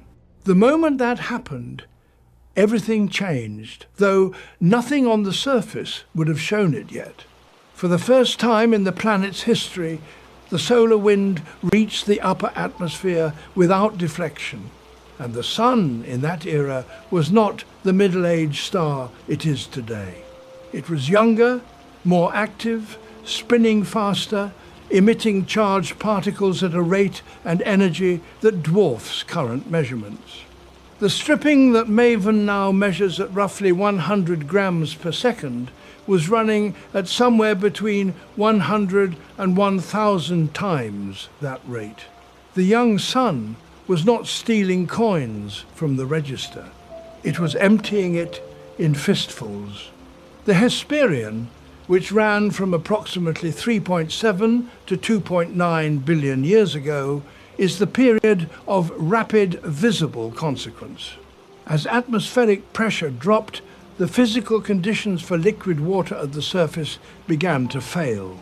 Water does not evaporate politely. When pressure falls, it becomes unstable, flash evaporating in lower pressure regions, freezing in others. The chemistry of whatever surface water remained shifted. Early Noachian waters had been neutral to alkaline, the conditions that produced the phyllosilicates. Hesperian waters became acidic, then evaporitic, drying down into brines, leaving behind sulfate minerals as the water retreated. Jarosite, gypsum, the chemical record of water in the act of disappearing, its last signatures written in evaporite deposits. The Opportunity rover found sulfate-rich sedimentary beds at Meridiani Planum that captured precisely this transition, the chemistry of a surface drying out under a thinning sky. The sky was changing faster than the ground. The surface water that remained was recording a transformation it had no mechanism to reverse. By approximately 3 billion years ago, the ocean was gone. Not diminished, gone. The northern plains, once covered by water reaching depths of up to 1.6 kilometers across a third of the planet's surface, were dry rock and dust. Water survived only in forms the surface could not express, locked in subsurface ice, embedded in polar caps, sequestered in deep rock too cold and too pressurized to release it. The landscape that the Noachian Valley networks carved still existed, the channels, the deltas, the lake basins, but as fossils. The physical geometry of a water-bearing world, preserved in rock with none of the water that made it. The Amazonian began 2.9 billion years ago, and it has not ended. The cold desert that Mars is today is not a temporary condition. It is the planet's permanent state, locked in nearly 3 billion years ago and unchanged since. 6 millibars of atmospheric pressure. An average surface temperature of minus 60 degrees Celsius, swinging from plus 20 at the equator at noon to minus 153 at the poles. No liquid water. No weather in any meaningful sense. Dust storms driven not by precipitation cycles, but by simple thermal gradients in an atmosphere too thin to do anything else. The catastrophic stripping was already complete before the Amazonian began. The bulk of the atmosphere removed in roughly the first billion years after the dynamo failed. What has followed is not slow death. The dying was over billions of years ago. What remains is the aftermath, a planet still losing atmosphere at 100 grams per second, not because the crisis is ongoing, but because the solar wind does not stop. It strips what little remains the same way it stripped what was abundant. The rate is different. The process is identical. Mars arrived at its terminal state before the first animals appeared on Earth. It has been sitting there ever since, in cold and silence, while Earth ran a completely separate experiment. The entire arc from ocean to desert spans roughly 1.5 billion years. The catastrophic phase lasted perhaps 1 billion years after the dynamo died. Then the crisis resolved, not through recovery, but through completion. There was simply not enough atmosphere left to strip quickly. The violence of the early period gave way to the current quiet, which is not peace, but exhaustion. A planet bled dry, holding the same thin haze for nearly 3 billion years, losing the last of it in amounts too small to measure, without instruments designed specifically for that purpose. That instrument arrived at Mars on the 21st of September 2014. It has been measuring the final trickle ever since. The solar wind did not choose Mars. It presses against every planet in this solar system with equal indifference. It pushes against Earth right now, at this moment, while you watch this. The difference between a world where that pressure builds into catastrophe and a world where it never breaches the upper atmosphere is not chemistry, not orbital position, not luck. It is the presence or absence of a magnetic shield. Mars lost its shield. Earth has not. But those two facts are not as different in kind as they might appear. 4.5 billion years ago, both worlds were running the same experiment. Both had liquid iron cores, active dynamos, thick atmospheres, and surfaces where liquid water could exist. Both sat inside the same solar wind. Mars was smaller, roughly half Earth's radius, 1/10 its mass, and that difference in size meant its interior cooled faster, its convection weakened sooner, and its dynamo shut down within the first billion years of its history. Earth's interior stayed hot enough to keep convecting. The dynamo kept running. The shield held. That divergence, rooted entirely in a difference of planetary mass determined at formation, produced two completely different outcomes. One world that still has oceans 4 billion years later, and one that has been a frozen desert for nearly 3 billion years. Earth's magnetic field has been running continuously for more than 4 billion years. That is the direct reason this planet still has an atmosphere, still has oceans, still has a surface temperature compatible with liquid water and life. The dynamo in Earth's liquid outer core generates a magnetic field that extends tens of thousands of kilometers into space, deflecting the solar wind before it reaches the upper atmosphere. Without it, the same stripping process that dismantled Mars would operate here. The solar wind does not distinguish between planets. It strips whatever it can reach. But Earth's magnetic field is not static infrastructure. It is a dynamic system generated by fluid motion in a liquid core, and it changes continuously. Hundreds of times in Earth's geological history, the field has reversed polarity. North becomes south, south becomes north. The geological record captures these reversals in the magnetization of volcanic rock. As lava cools and solidifies, it locks in the orientation of the field at the moment of cooling, and those orientations, read in sequence, show a planet whose magnetic poles have flipped repeatedly across hundreds of millions of years. During each reversal, the field does not simply switch. It weakens first significantly before stabilizing again in the new orientation. The field has never collapsed entirely within the period the geological record covers. But that record only extends back a few 100 million years. The behavior of Earth's dynamo over the next billion is not something current models can predict, and the field is not uniformly strong today. Since at least 2014, ESA's Swarm satellite mission has been tracking a feature called the South Atlantic Anomaly, a region of measurably weakened magnetic field centered over the South Atlantic Ocean and stretching into southern Africa. This is not a modeling artifact or a theoretical projection.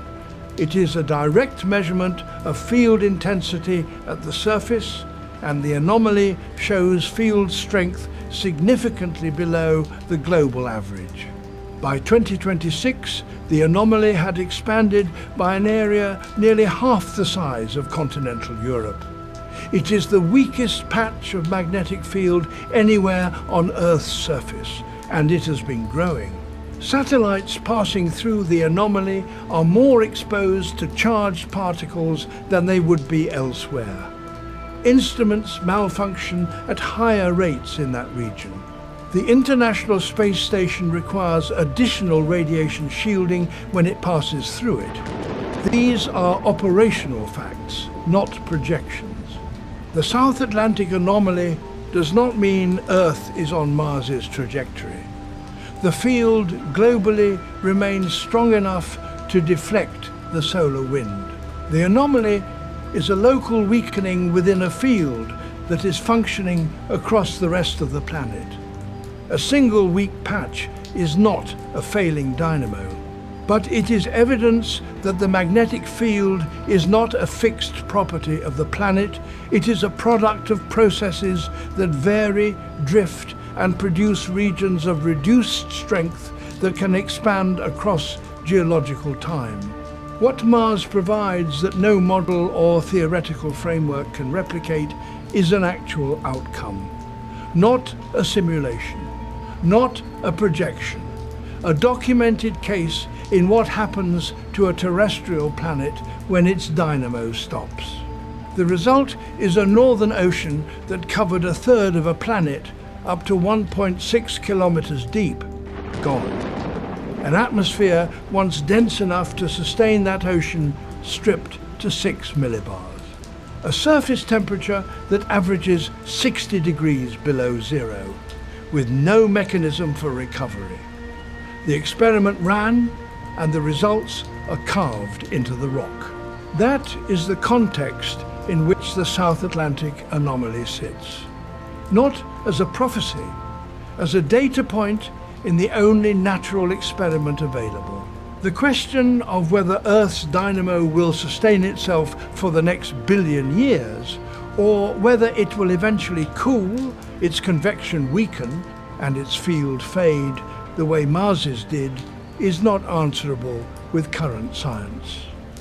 Earth is larger, and its interior has a different composition and thermal history. It has more time. But more time is not the same as indefinite. Planetary interiors cool, cores solidify. The process that killed Mars's dynamo is the same process that governs every liquid iron core in every rocky planet in every solar system. Size determines rate, not outcome. The solar wind is still blowing. It has been blowing for 4.5 billion years at roughly 400 to 800 kilometers per second. It stripped Mars down to what you see today. It is pressing against Earth's magnetosphere right now, deflected by a field generated by a liquid core that has been running since before the first cell divided on this planet. The field has held so far. Mars has not provided a warning with a solution attached. It has provided a precedent with a mechanism, a timeline, and a result. The mechanism is understood. The timeline ran its course 3 billion years ago on the planet next door.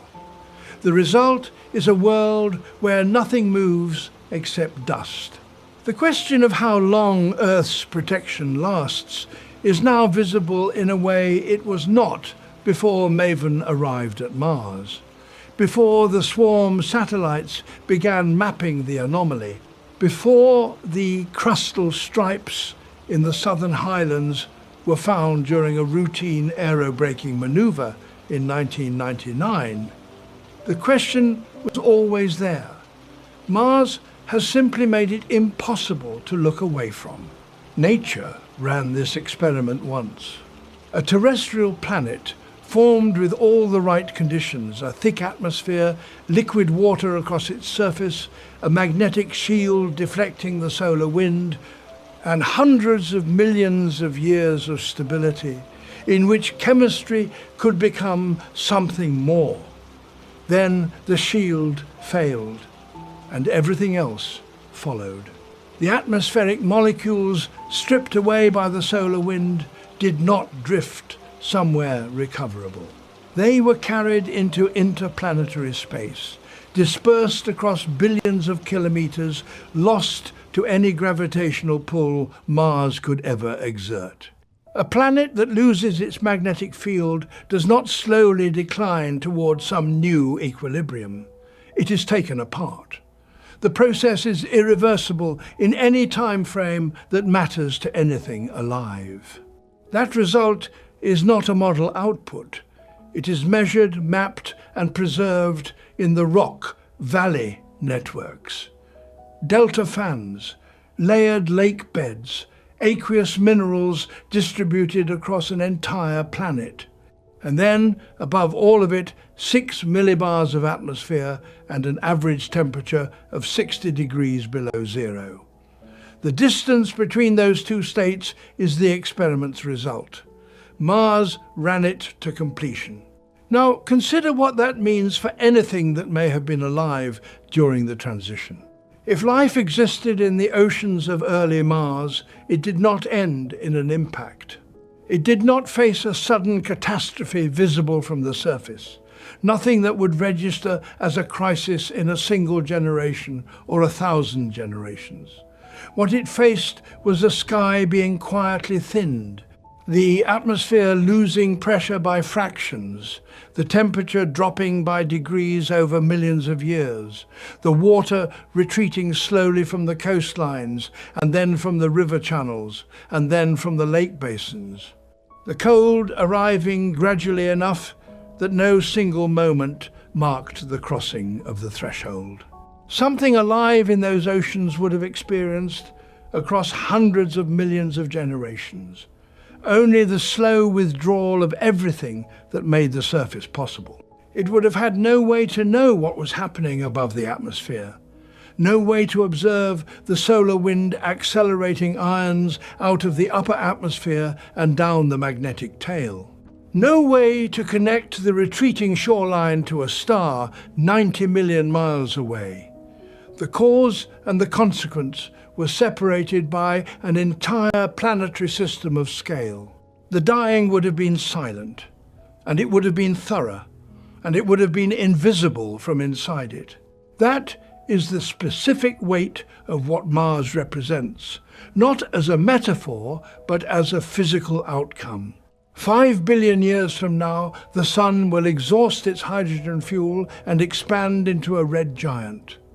The inner solar system will be engulfed or scorched beyond any habitability. Mars, already a frozen desert for nearly 3 billion years by then, will simply be consumed along with everything else. That endpoint exists and it is fixed, but it is not the relevant question. It is too distant and too total to carry any useful information about the window in between. The relevant timescale is the next several billion years. Within that window, Earth's interior will continue to cool at a rate its larger mass has so far moderated. The liquid outer core will continue to convect, or it will not. The dynamo will continue to generate a global magnetic field, or its output will weaken. The solar wind will continue to blow at 400 to 800 kilometers per second, indifferent to what it finds on the other end. These are not hypotheticals. They are the operating conditions of the planet right now, and they are the same operating conditions that govern Mars when it was still a living world. The question that Mars has made impossible to set aside is precise.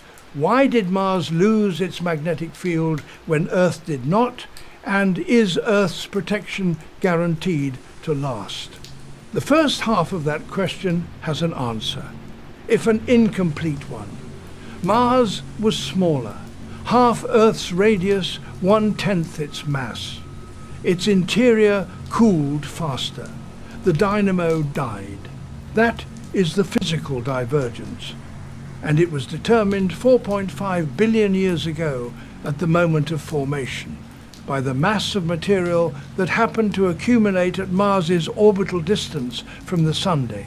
Not a collision, not a chemical accident, not anything that could have been predicted or altered. A consequence of where the debris settled when the solar system was young.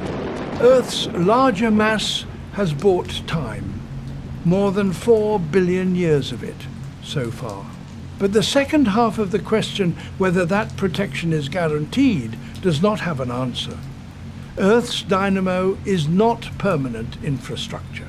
It is a process driven by heat flowing out of a liquid iron core, and heat flow does not continue forever. The core is cooling.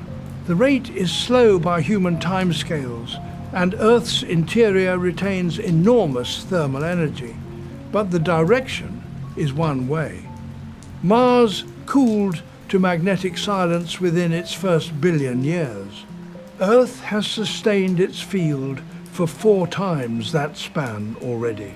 Whether it will sustain it for another 4 billion, or 2 billion, or one that is not a calculation current planetary science can make with confidence, the data from the South Atlantic anomaly, documented by ESA's swarm satellites since 2014 and expanding year on year, does not predict collapse. But it demonstrates that the field varies in ways still being mapped in a planet whose long-term dynamo behavior is not fully modeled. Mars has not left behind a warning with a solution. Solutions require agency over the mechanism, and the mechanism here is the thermal evolution of a planetary interior across geological time. What Mars has left is a precedent, a case where the same starting conditions produced a different outcome because of a single physical variable, and where that outcome ran to its irreversible conclusion 3 billion years ago. 4 billion square kilometers of frozen desert, stripped atmosphere, no liquid water, no recovery possible. Not a warning of what is coming, a record of what already happened next door to a world that started the same way this one did. The atmospheric molecules that once held Mars's ocean in place are gone.